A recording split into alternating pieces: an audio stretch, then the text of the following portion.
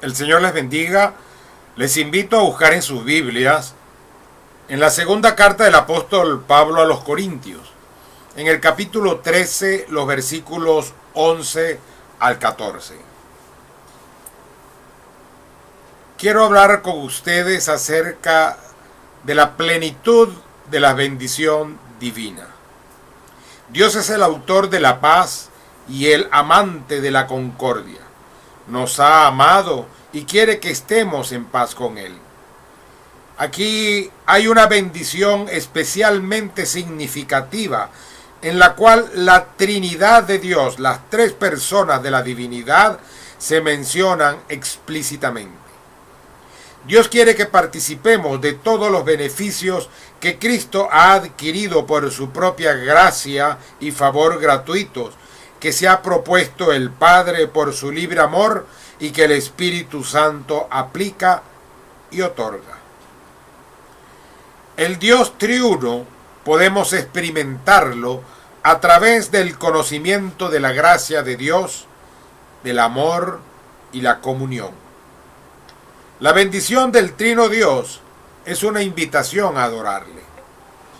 La Biblia nos dice allá en Proverbios 10:22 que la bendición de Jehová es la que enriquece y no añade tristeza con ella. Y esta es la bendición que enriquece, la triple bendición, o mejor dicho, la plena bendición, expresada en el deseo del apóstol Pablo para los Corintios y extensiva para nosotros en este día. Así que hoy quiero presentarles el aporte especial de cada una de las personas de la Trinidad para hacer de la bendición de Dios algo pleno, algo completo, magnífico. La gracia del Hijo, el amor del Padre y la comunión del Espíritu Santo. En primer lugar, la gracia del Señor Jesucristo. En 2 Corintios 8:9 el apóstol Pablo les dice: porque ya conocéis la gracia de nuestro Señor Jesucristo, que por amor a vosotros se hizo pobre siendo rico, para que vosotros con su pobreza fueseis enriquecidos. La gracia es un atributo inseparable de Dios. Es la magnanimidad o la generosidad de Dios hacia nosotros, seres rebeldes y pecadores y separados de Él. Jesucristo mismo es la gracia de Dios manifestada por la voluntad divina, y el hombre no puede hacer nada para merecerla. En Efesios, el capítulo 2, los versículos 4 al 10, nos dice el apóstol: pero Dios, que es rico en misericordia, por su gran amor con que nos amó, aun estando nosotros muertos en pecado, nos dio vida juntamente con Cristo. Por gracia sois salvos, y juntamente con Él nos resucitó, y asimismo nos hizo sentar en los lugares celestiales con Cristo Jesús, para mostrar en los siglos venideros las abundantes riquezas de su gracia en su bondad para con nosotros en Cristo Jesús. Porque por gracia sois salvos, por medio de la fe, y esto no de vosotros, pues es don de Dios, no por obras, para que nadie se gloríe, porque somos hechura suya, creados en Cristo Jesús para buenas obras, las cuales Dios preparó de antemano para que anduviésemos en ellas. La gracia posibilita la fe, que es la respuesta agradecida a la iniciativa de Dios. La fe es la aceptación de la gracia de Dios. En Efesios capítulo 2, los versículos 8 y 9, porque por gracia sois salvos por medio de la fe. Y esto no de vosotros, pues es don de Dios, no por obras, para que nadie se gloríe. La gracia de Dios se manifiesta en la vida, en la obra, en la muerte y en la resurrección de nuestro Señor Jesucristo. Romanos 3, 23 y 24 nos dicen: por cuanto todos pecaron y están destituidos de la gloria de Dios, siendo justificados gratuitamente por su gracia mediante la redención que es en Cristo Jesús. Pero también el apóstol nos habla en Tito 3:7 y añade: para que justificados por su gracia viniésemos a ser herederos conforme a la esperanza de la vida eterna. Ser objetos o ser objeto de la gracia es un privilegio, y todo privilegio conlleva responsabilidad. Entonces es para nosotros un privilegio y una responsabilidad. Dice 2 Corintios 6:1: así pues, nosotros, como colaboradores suyos, os exhortamos también a que no recibáis en vano la gracia de Dios. No recibáis en vano la gracia de Dios. Eso nos indica que hay personas que pueden menospreciarla, que pueden ignorarla, o simplemente no le dan el valor, o la echan a un lado, la apartan, pensando que tal vez con eso están haciendo bien. Debemos respetar la gracia recibida. Romanos 6:14: porque el pecado no se enseñoreará de vosotros, pues no estáis bajo la ley, sino bajo la gracia. Cuando vivimos bajo la gracia, estamos en un nivel superior, porque mereciendo un castigo, hemos recibido una justificación de parte de Dios.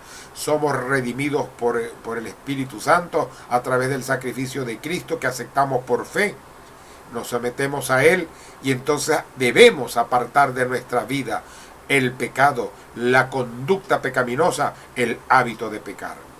Debemos evitar que nuestra vida libre y cristiana, nuestra vida bajo la gracia de Dios, se convierta en un libertinaje, en un hacer las cosas porque podemos hacerlas, porque queremos hacerlas, sin tomar en cuenta lo que la palabra de Dios en realidad dice.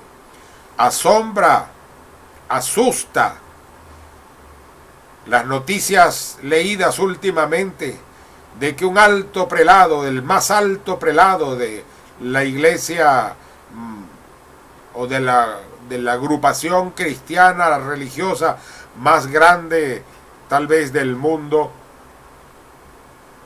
diga unas cosas completamente extrañas y contrarias a la escritura y a la naturaleza humana. Y peor aún, que en distintos países hayan pensado que es moda el favorecer la aberración, el favorecer el libertinaje, el favorecer el pecado. Y que más tristeza da que en nuestra Venezuela también se quiera imitar esa desgracia de acción, esa corrupción, esa inmoralidad y perversión del alma. En Judas capítulo 1, el versículo 4 nos dice: porque algunos hombres han entrado encubiertamente, hombres impíos, que convierten en libertinaje la gracia de nuestro Dios y niegan a Dios, el único soberano, y a nuestro Señor Jesucristo. Así es. Y hoy pareciera que la gran ramera da sus pasos agigantados hacia todo lo que no debe ser, hacia todo lo perverso, hacia ese progresismo que en realidad es un deterioro y una inmoralidad. En Romanos 6, 1 al 2 dice la Biblia: ¿qué pues diremos? ¿Perseveraremos en el pecado para que la gracia abunde? En ninguna manera. Porque los que hemos muerto al pecado, ¿cómo viviremos aún en él? Existiría una contradicción en nuestra naturaleza si en realidad, siendo nosotros salvados, justificados, regenerados, transformados, santificados, nosotros querramos vivir en la inmoralidad del pecado, en la perversión de la naturaleza humana y en la obediencia a los designios de Satanás. Debemos desarrollarnos en la gracia recibida. Debemos crecer en la gracia de Dios. Así nos lo dice el apóstol Pedro en su segunda carta, en el capítulo 13, el versículo 18. Antes bien, creced en la gracia y el conocimiento de nuestro Señor y Salvador Jesucristo. A Él gloria, ahora y hasta el día de la eternidad. Amén. Nuestra manera de glorificar a nuestro Señor Jesús, de darle gloria y honra, es creciendo en esa gracia recibida y creciendo en el conocimiento de quién es Él. En 2 Timoteo el capítulo 2, el versículo 1. Tú pues, hijo mío, esfuérzate en la gracia que es en Cristo Jesús. Pon de tu parte, vive una vida sin manchas, no te desvíes del camino hacia la semejanza de Cristo, buscando satisfacer tus propios deseos e intereses personales. Sé cuidadoso en cómo manejas la Biblia. No utilices un texto fuera de su contexto para justificarlo como pretexto de tu liviandad o de la pecaminosidad o de la inmoralidad. El ignorante distorsiona la verdad, al igual que el perverso. Sé cuidadoso con las enseñanzas que recibes. Confróntalas por medio de la palabra de Dios. Si tienes dudas, busca consejos y busca buenos consejeros.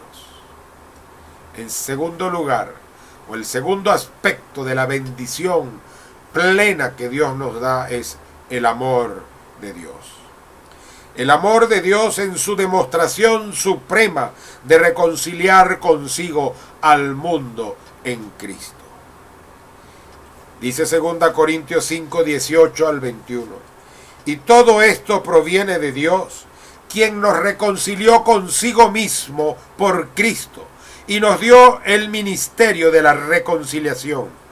Que Dios estaba en Cristo reconciliando consigo al mundo, no tomándoles en cuenta a los hombres sus pecados, y nos encargó a nosotros la palabra de la reconciliación. Así que somos embajadores en nombre de Cristo, como si Dios rogase por medio de nosotros.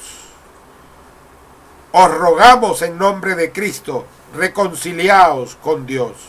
Al que no conoció pecado, por nosotros lo hizo pecado, para que nosotros fuésemos hechos justicia de Dios en él. Debemos valorar el amor de Dios para con nosotros. Primera de Juan 3:1 nos dice: mirad cuál amor nos ha dado el Padre para que seamos llamados hijos de Dios. Por esto el mundo no nos conoce, porque no le conoció a Él. Ese amor tan grande que debemos valorar consiste en lo que Juan 3:16 nos dice: porque de tal manera amó Dios al mundo, que ha dado a su Hijo unigénito, para que todo aquel que en Él cree no se pierda, mas tenga vida eterna.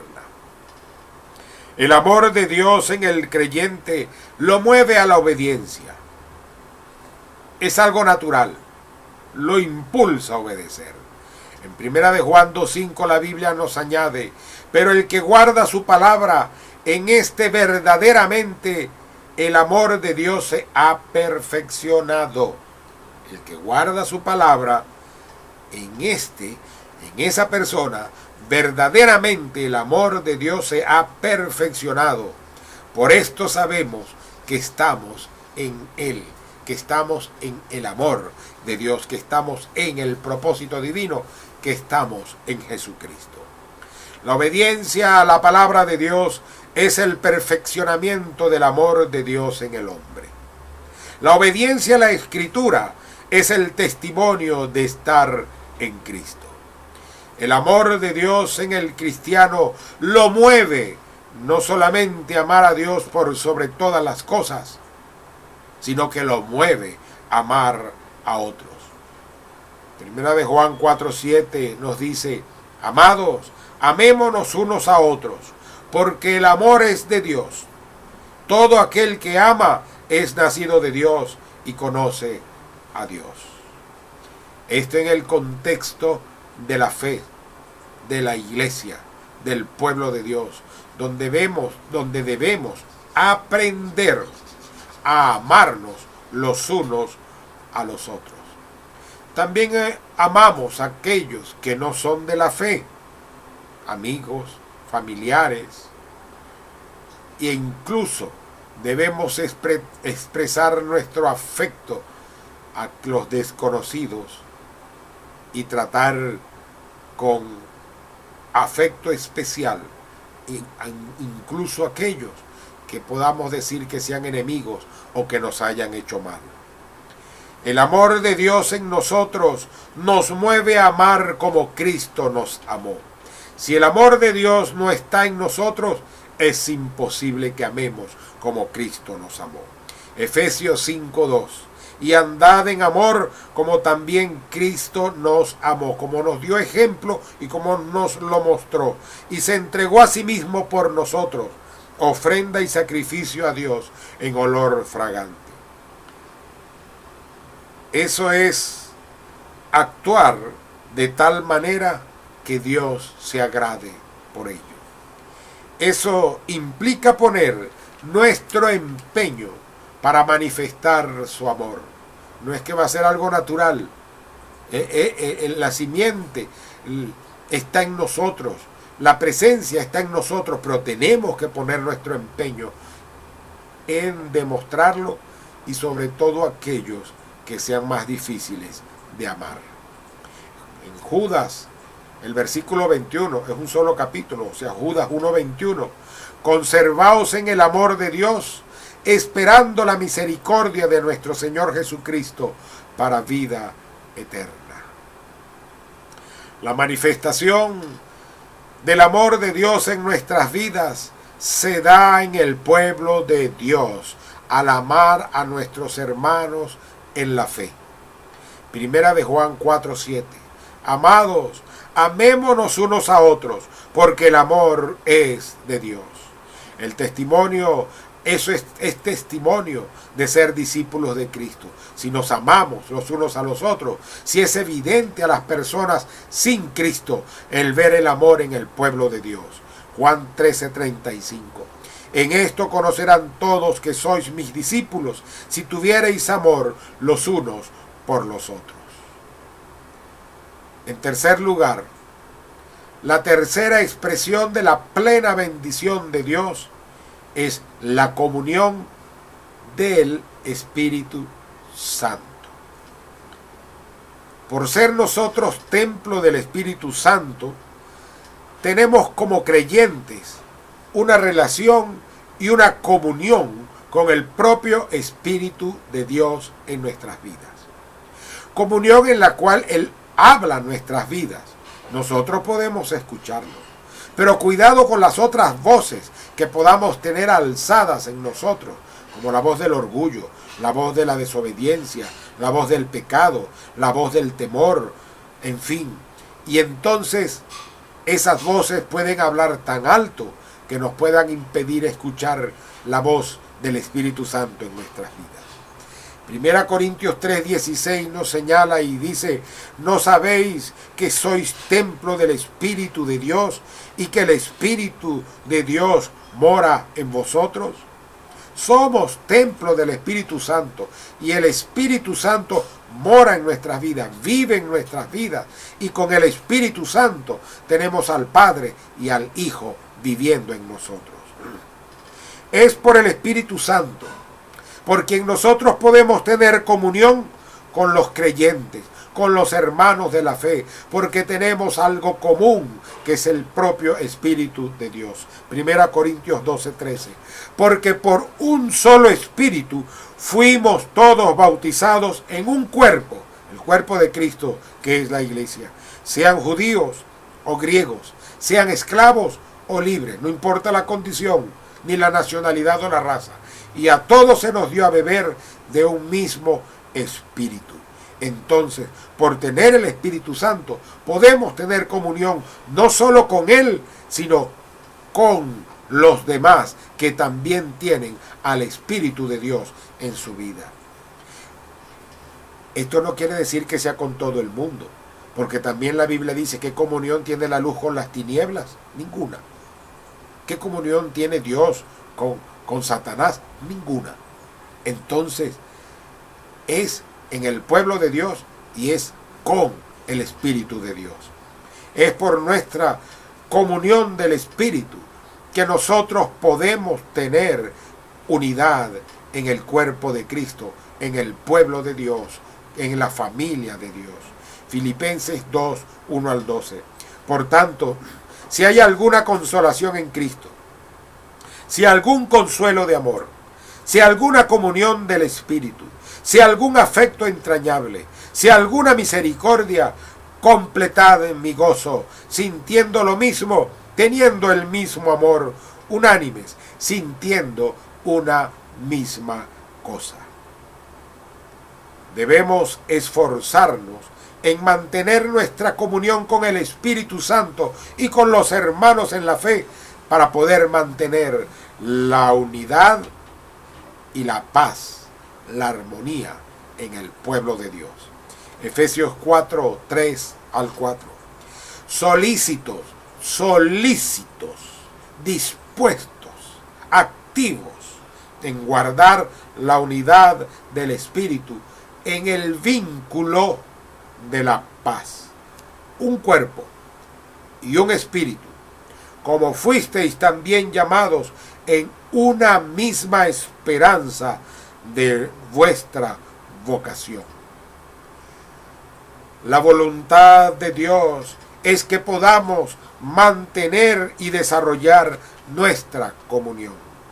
En Juan 17, los versículos 20 al 23, mas no ruego solamente por estos apóstoles que él tenía allí presente, sino también por los que han de creer en mí, en este caso nosotros, por la palabra de ellos, para que todos sean uno, como tú, oh Padre, en mí y yo en ti, que también ellos sean uno en nosotros, para que el mundo crea que tú me enviaste. La gloria que me diste, yo les he dado, para que sean uno, así como nosotros somos uno. Yo en ellos y tú en mí, para que sean perfectos en unidad, para que el mundo conozca que tú me enviaste y que los has amado a ellos, como también a mí me has amado. Caramba, que seamos uno como Jesús y el Padre son uno. Jesús en nosotros, el Padre en Jesús, y entonces así podemos, por la obra y la comunión del Espíritu, ser uno, sin distinción de edad, de raza, de sexo, de denominación, de color de piel. Somos un pueblo en Cristo. Podemos pensar diferente, podemos tener denominaciones diferentes, pero tenemos que estar unidos en propósito, unidos en la finalidad de lo que vamos, unidos en lo que queremos alcanzar, y es ganar un mundo para Cristo. Cuidado con tratar de impedir o de limitar la obra del Espíritu Santo en tu vida y en el pueblo de Dios. Podemos encontrar historias en la Biblia de personas que quisieron cambiar la historia o lo que Dios quería. Y hasta tuvo el asna que hablarle al profeta y decirle: pero bueno, ¿qué es lo que pasa? Para que él entrara en razón. Primera de Tesalonicenses 5:19. No apaguéis al Espíritu. Y eso depende de cada uno de nosotros. No apaguemos al Espíritu de Dios, a la voz de Dios en nuestras vidas. Para concluir, Hoy les dije que la plenitud de las bendiciones de Dios es dada por las tres personas de la Trinidad y consiste en la gracia del Hijo, el amor del Padre y la comunión del Espíritu Santo. La voluntad de Dios es bendecirte plenamente, pero a ti te corresponde hacer los ajustes necesarios en tu vida para poder disfrutar de esa plena bendición. Dios te da los implementos básicos para que los desarrolles en tu vida personal, en tu vida fraternal, en tu vida denominacional, en tu vida eclesiástica, en tu vida interdenominacional. La gracia del Hijo, el amor de Dios y la comunión del Espíritu Santo. ¿Eres tú recipiente de esta plenitud de la bendición divina? Tú puedes hoy decir: Señor, yo quiero tener esa triple bendición. Y para poder tenerla, debes haber creído que Jesucristo es el Hijo de Dios, el Salvador, el único camino, no hay otro camino, el único mediador. Nadie puede mediar ni ante Él ni ante el Padre, y que Él es la única verdad. Y decirle entonces: perdona mis pecados y confiesa tus pecados. Yo he sido esto, he hecho aquello, he pensado esto otro. Confiésalo, comparte con Él, apártate de esos pecados y pídele a Jesús: Señor Jesús, entra en mi vida, tú en mí, así como el Padre en ti, tú en mí, transforma mi vida por tu Espíritu Santo, cámbiala, hazla de nuevo. Yo quiero ser esa persona que tú quieres que sea, esa persona bendecida plenamente por las tres personas de la Trinidad. Y el Señor Jesucristo entrará a tu vida, el Espíritu Santo operará la obra, el Padre Celestial perdonará tus pecados y serás transformado para ser bendición para otros. Oremos. Honramos tu nombre, Señor. Te glorificamos, reconociendo tu grandeza y señorío, y siendo nosotros tan poco y tan pequeños, despreciables delante de ti, damos gracias por esa bendición tan grande que tú nos das como tus hijos, la gracia que nos das en Jesucristo, la gracia de Jesucristo, el amor que nos has tenido y la comunión de tu Espíritu Santo. Pedimos, oh Dios, que podamos nosotros desarrollar nuestra vida en ti para poder disfrutar al máximo esa plenitud de bendiciones y ser testimonio al mundo de tu grandeza, de tu existencia y de tu obra. En Cristo Jesús te lo pedimos dando gracias. Amén y amén. El Señor nos bendiga.